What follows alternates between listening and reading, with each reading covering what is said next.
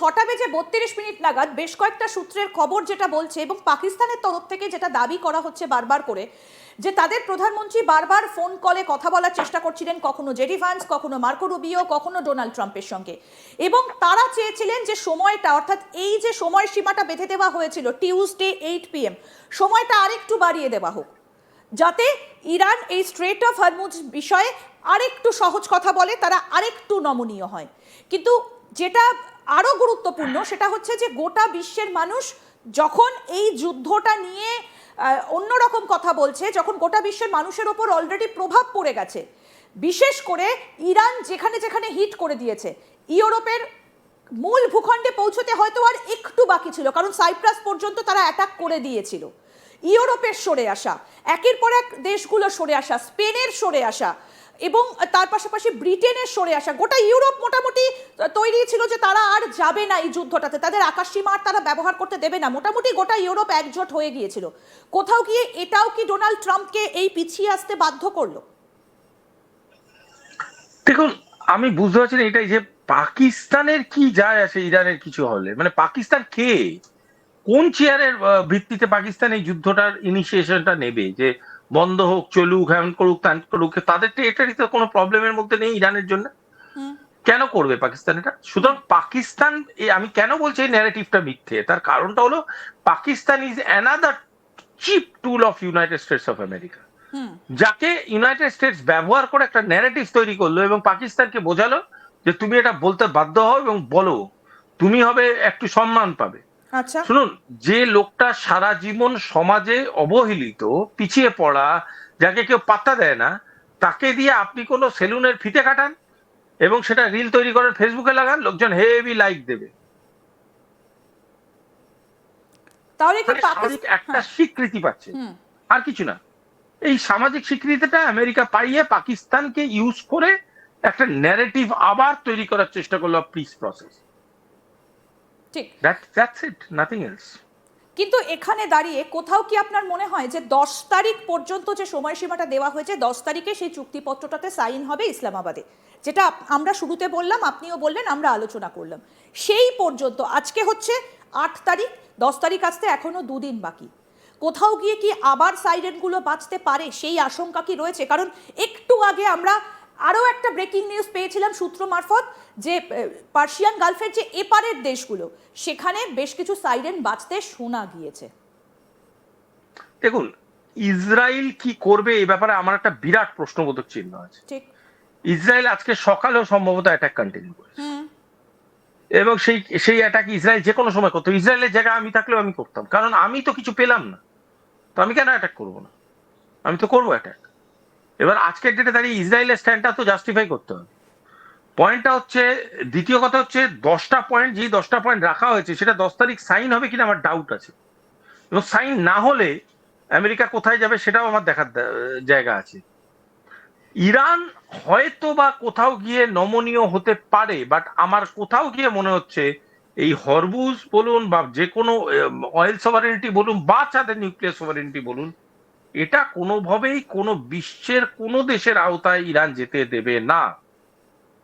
তাই negotiation পয়েন্টারও change হতে পারে, নেগোসিয়েশন ভাইটালিটিসও চেঞ্জ হতে পারে, কিন্তু 10 তারিখে যে পিস প্রসেসের কথা বলা হচ্ছে সেটা ইমিডিয়েট সাকসেস পাবে বলে আমার মনে হয়। কিন্তু এখানে একটা ছোট্ট প্রশ্ন, ইসরায়েল ছেড়ে দেবে না, ইসরায়েল কাকে ছেড়ে দেবে না?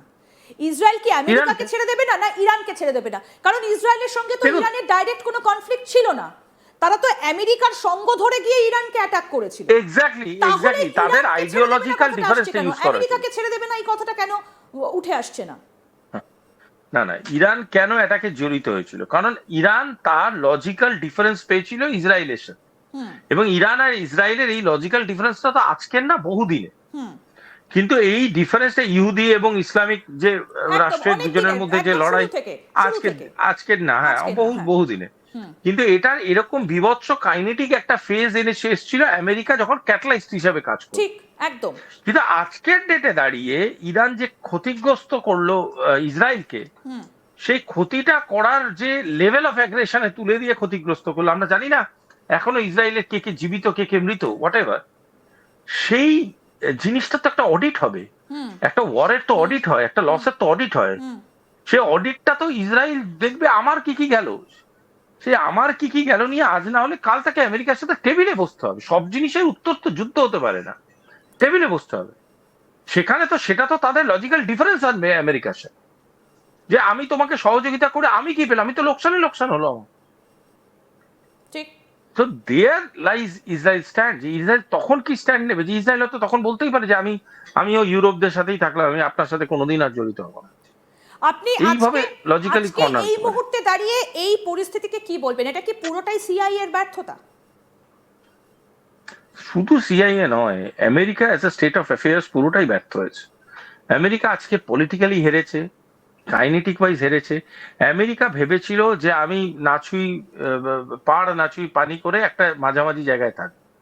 আমেরিকা আজকে টেরিটোরিয়ালি কাউকে আমেরিকা পৌঁছতে পারবে না বলে সে ভেবেছিল আমি ইসরায়েলকে ব্লিড করাবো, আমি আরামসে যুদ্ধ খেলাটা খেলবো।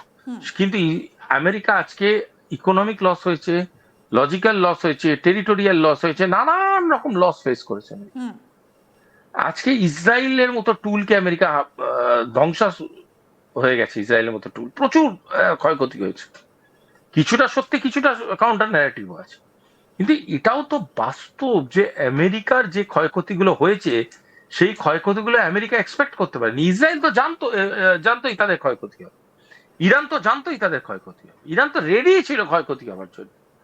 কিন্তু আমরা যে ন্যারেটিভটা পড়তাম এতদিন ধরে যে অ্যাসিফ মানে পুরো ক্ষয়ক্ষতিটা ইরানেরই হবে আর কারোর কিছু হবে না, সেটা তো পুরো উল্টে গেল না।